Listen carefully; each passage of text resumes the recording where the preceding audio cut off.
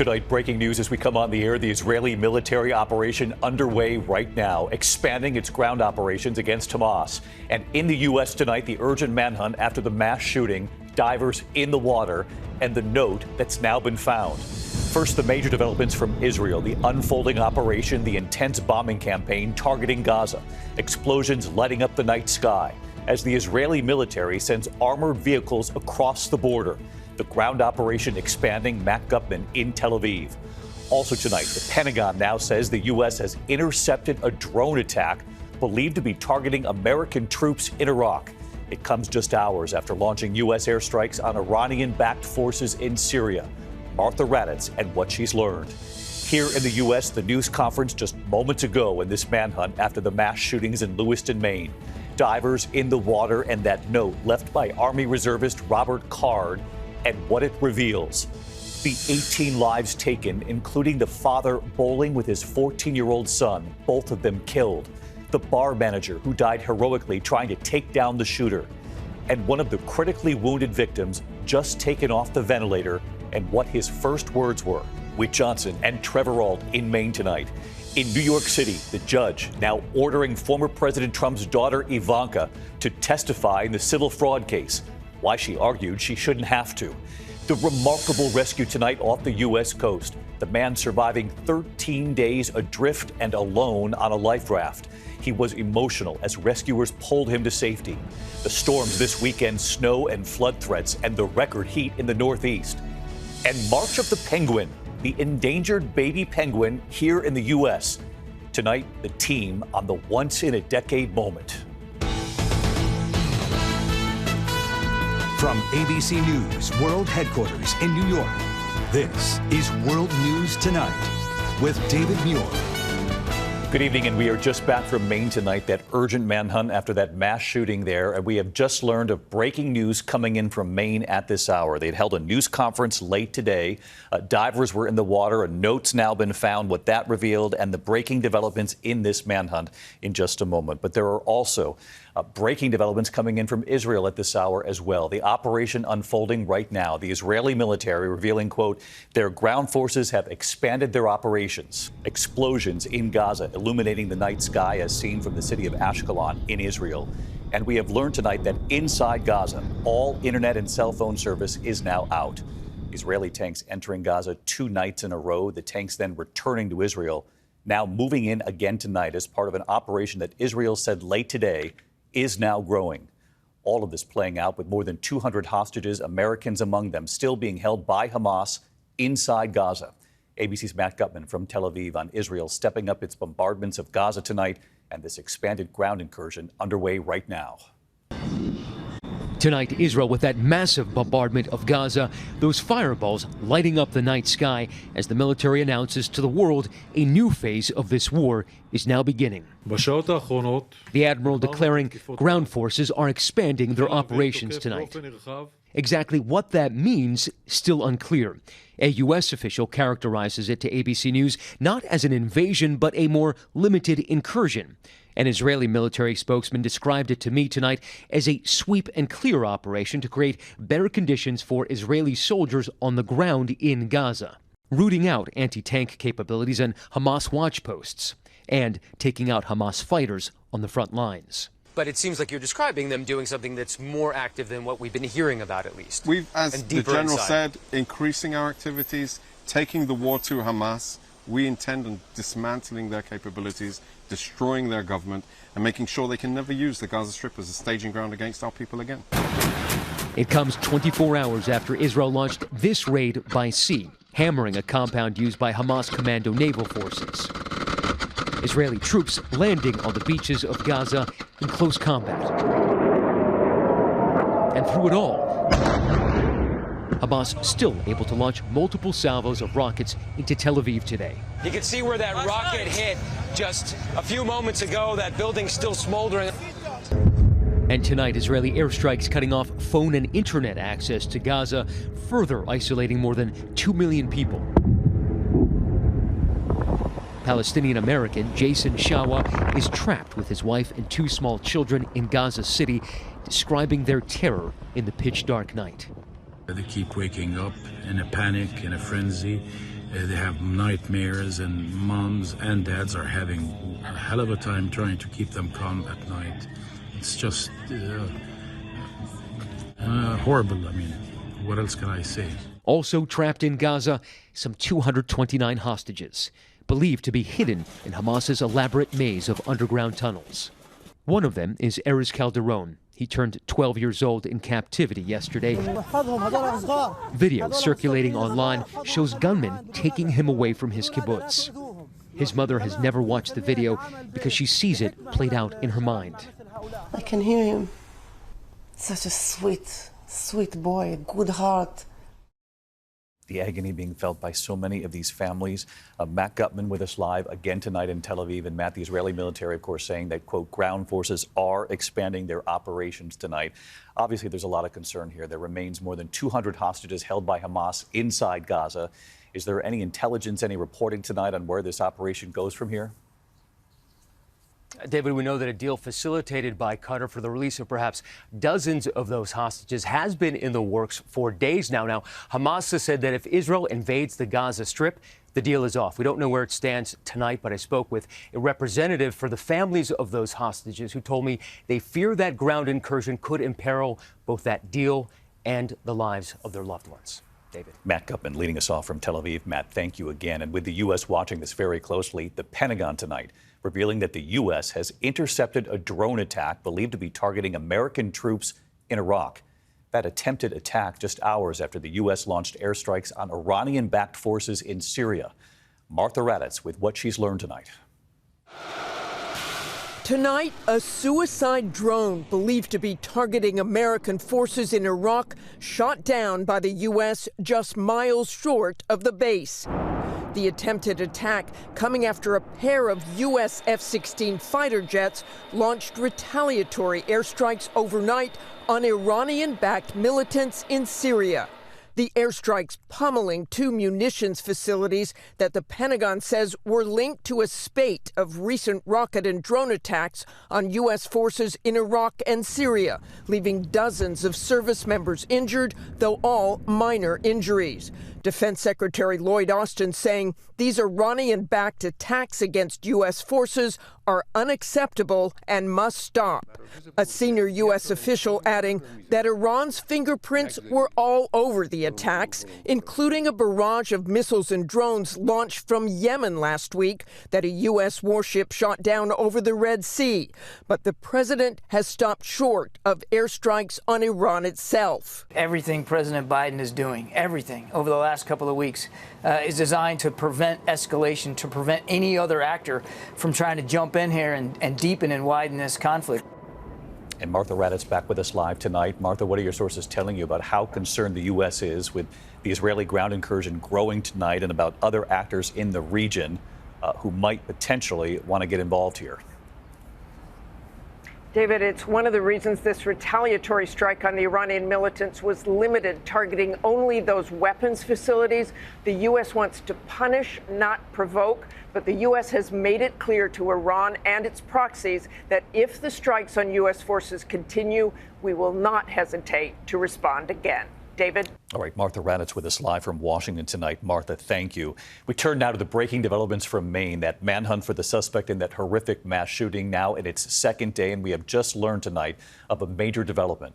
The city of Lewiston, Maine has been a ghost town. Every shop, every business closed. We witnessed it. Today, dive teams searching the river near the boat launch where the suspect's car was found. Helicopters and drones looking from above.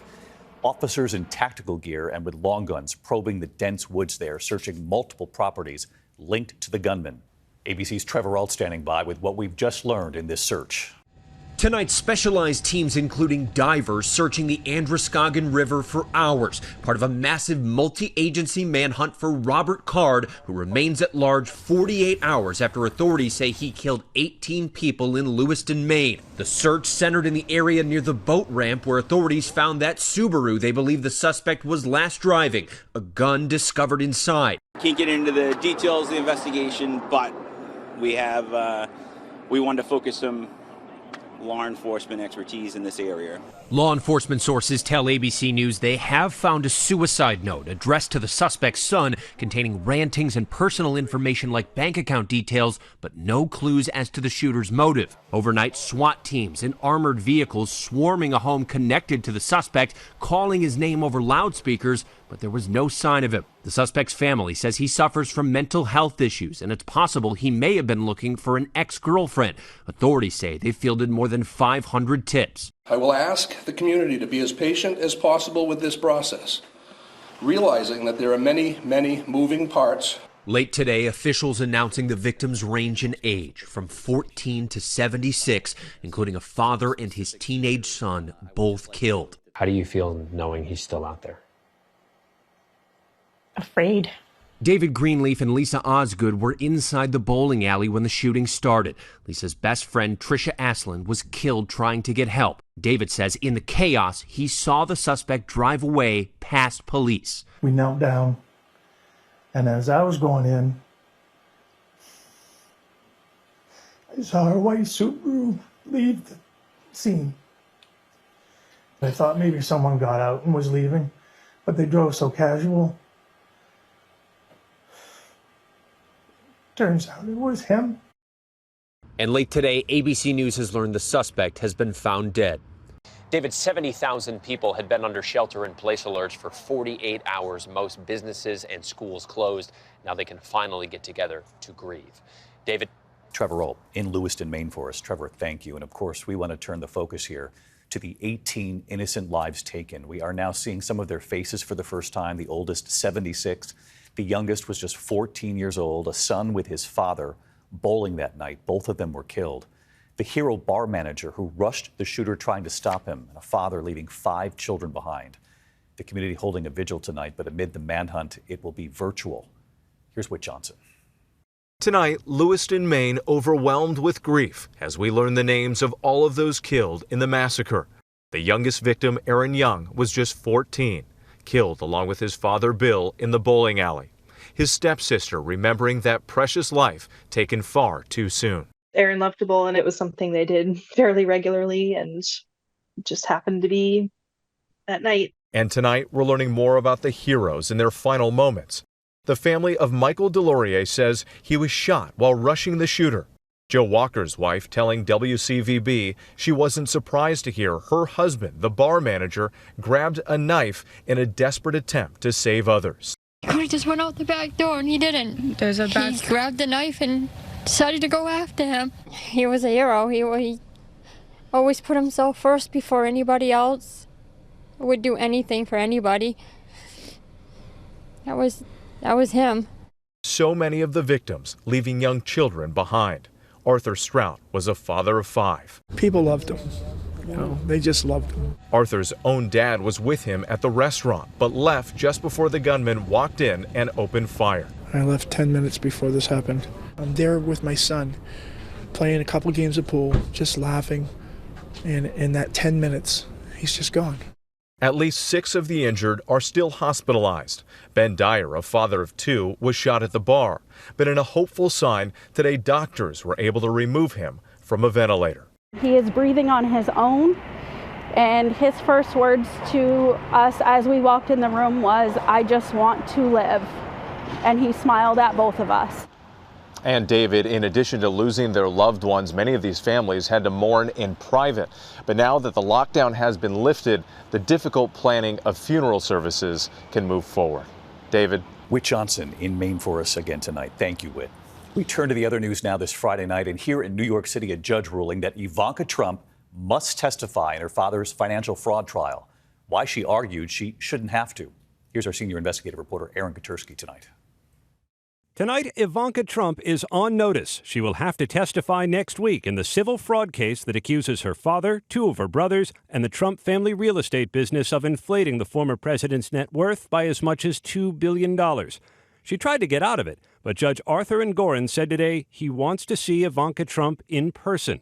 Even though she's no longer a defendant in the case, New York Attorney General Letitia James said Ivanka Trump has personal knowledge of facts and remains financially and professionally intertwined with the Trump Organization.